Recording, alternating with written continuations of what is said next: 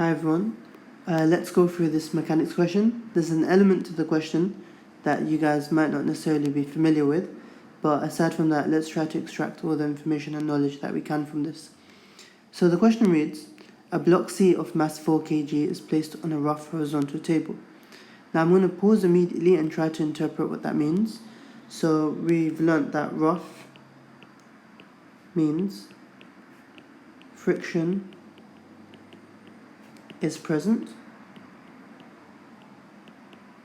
Okay, now let's continue reading. Where the coefficient of friction between the table and C is 0.65. So this is the element that you're not familiar with.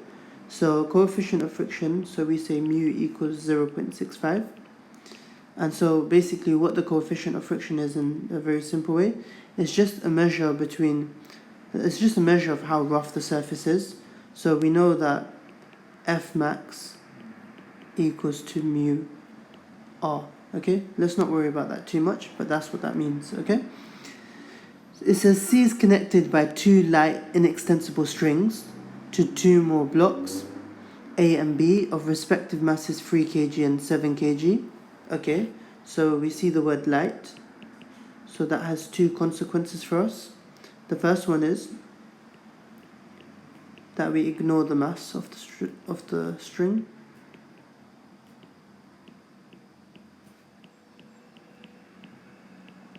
Strings, and the second consequence is that the tension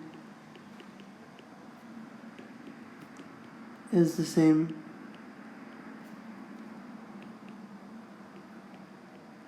throughout string. Okay, that's great. Now let's continue reading. Each of the strings pass over two smooth pulleys. Each of the pulleys located at the edge of the table, with A and B hanging freely at each of the two ends of the table as shown in the figure above. The system is released from rest with the strings taut, so I know that U equals to 0. By modeling the three blocks as particles, determine in any order the acceleration of the system and the tension in each of the two strings. Okay, so there's quite a lot going on there. So now let's just go on below. So what do we know? We know, if we read the question, that block C is 4 kg and block A and B are 3 and 7 kg respectively. So I'm going to call this 3 kg. I'll call this one here, make a little note, that's 4 kg. And this one over here is 7 kg. Okay? So it should be somewhat clear that block B should be going downwards, right?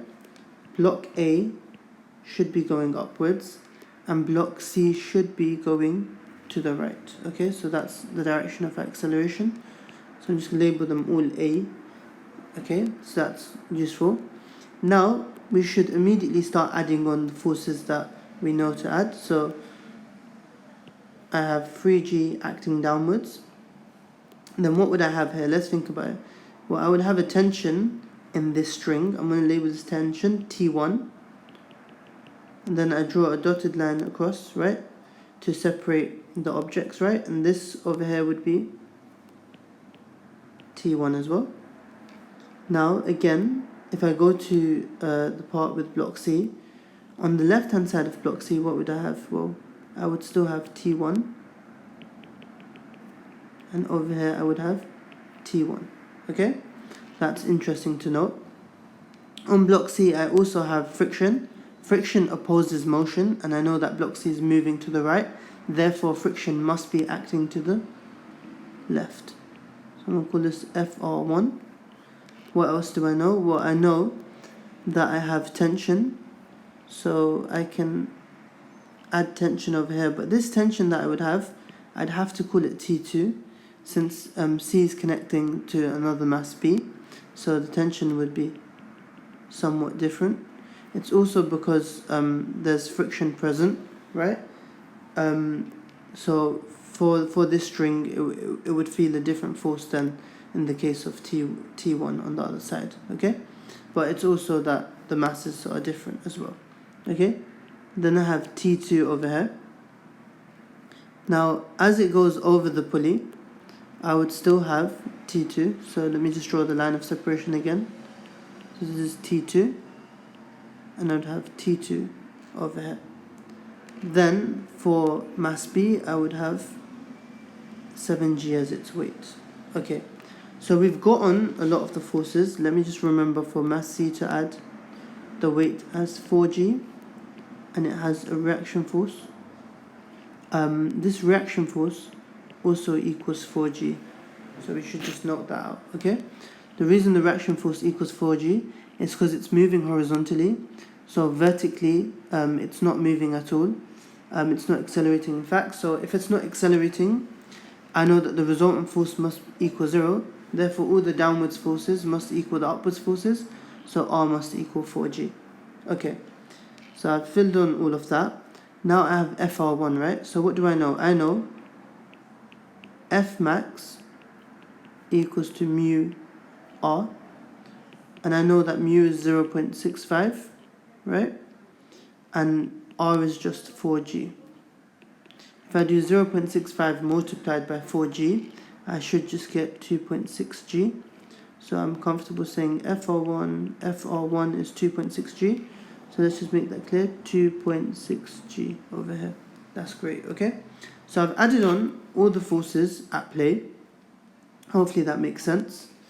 Another thing just to note, at the pulley, if I wanted to find the resultant force acting on the pulley, obviously it doesn't ask for that in the question, but we've learned that if I have a horizontal force on my pulley and a vertical force on my pulley by means of its tension, then the resultant force would just be, in this case, T2 root 2 acting 45 degrees below the horizontal. And we know that in the case of the pulley on the left hand side, it would just be T1 root 2, again acting 45 degrees below the horizontal for a similar reason. Okay? So let's work this out now. So in order to work something like this out, this can seem very daunting, like there's a lot going on, but my honest advice would be just to try and really focus on each element and so slowly marry them all together. So let's do that. Let's work on mass A. So for mass A, let me just do equation of motion for mass A. Right, so I'm going to apply Newton's second law on mass A, right? And because acceleration is upwards, I'm going to take upwards as positive. Taking upwards as positive, right? So what do I know? I know Newton's second law says F equals to ma, where F is the resultant force, m is the mass in kg, and a is the acceleration. So what can I say? I can say T1 take away 3g must equal to 3a. I'm going to label this equation 1. Okay, that's useful to me. Now I'm going to do the equation of motion for mass B. So let me just do that here. Equation of motion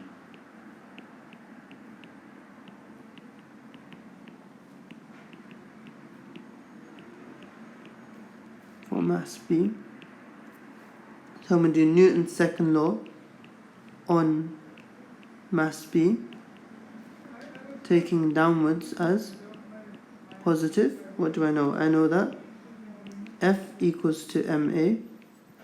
Then what do I have? 7g minus T2 equals to 7a. That is my second equation of motion. Now I'm going to do my final object, right, which is mass C. So let me do equation of motion for mass C.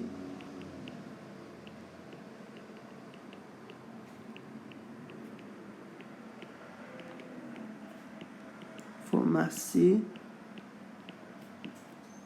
So Newton's second law on mass C, taking the right as positive, right, because I know it's moving to the right. So what do I know in this case? I can see that it would be T2 take away T1 minus FR1, right? That's useful. So I have F equals to MA. Then I would have T2 minus T1 minus FR1 equals to 4A, right? So that's equation 3. Now, when I have something like this, it can seem very daunting. Like I can sit here and really think, oh, what am I supposed to do now? Well, I should recall that we've already established that FR1 equals to 2.6G. So that's useful. Okay, so FR1 is something that I'm familiar with. So let's kind of try to figure this out. So FR1 I know, right? My goal is to work out acceleration. So that's my goal. Okay, so let me underline that. Now I got T2 and T1. If I look at equation 1 carefully, it should be quite clear to us that I can get T1 in terms of G and A. So that would be 3G plus 3A. And if I look at T2, it should also be clear that I can get T2 in terms of G and A as well. That would be 7G minus 7A. Now that's extremely useful to me because then I could transform equation 3 solely in terms of G and A if I replace T2 and T1, right? Because I'd be replacing T2 with G and A and I'd be replacing T1 with G and A. And G is a known value, right? It's my gravitational constant. So because it's a known value, I can just directly work out A. So that's awesome. So let me just proceed to do that. So if I replace T2, I would get so let me just make this clear. Sorry, I'm subbing equation 1 and 2 into equation 3. So what would I write? I would write 7G minus 7A. So let's just write that. 7G minus 7A minus, I believe that was 3G add 3A. Let's just double check that for accuracy. 3G plus 3A, that's correct. And FR1 was 2.6G. So I'm minusing 2.6G. And this equals to 4A. Okay, that's great. Now let's proceed with the maths. So I get 7G minus 7A minus 3G minus 3A minus 2.6G equals to 4A. Let me just spoon in some more paper. Great. So what do I have now? I have 7G minus 3G, which is 4G, right? So that's 4G. Then I take away 2.6G, so that would give me 1.4G. Then I have minus 7A minus 3A, which is minus 10A. And that just equals to 4A. Then it's trivial to say 1.4G equals 14A.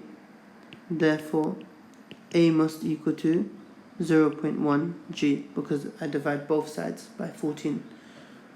That is very nice. Now that I know A is 0.1G, I can just substitute that in and work out T1 and T2 respectively. So what do I know about T1? T1 equals 3G add 3A, so let me write that out. T1 equals 3G add 3A. So that means that T1 equals 3G plus 3 multiplied by 0.1G. So I can now say that T1 equals 3G add 0.3G, which is 3.3G newtons. Okay? I suppose for acceleration, I should also add, let's just rub that out. If the rubber chooses to work. It doesn't seem to want to work. Okay, I should have added